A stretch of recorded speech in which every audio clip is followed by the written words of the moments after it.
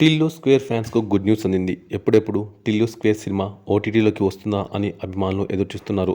ఈ క్రమంలోనే ఈ సినిమా ఓటీటీలోకి వచ్చేసింది.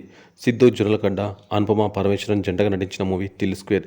ఈ మూవీ గతంలో వచ్చి సూపర్ హిట్ అందుకున్న డీజే టిల్లు మూవీకి సీక్వెల్గా వచ్చి 100 కోట్లకు పైగా వసూలు రాబట్టింది.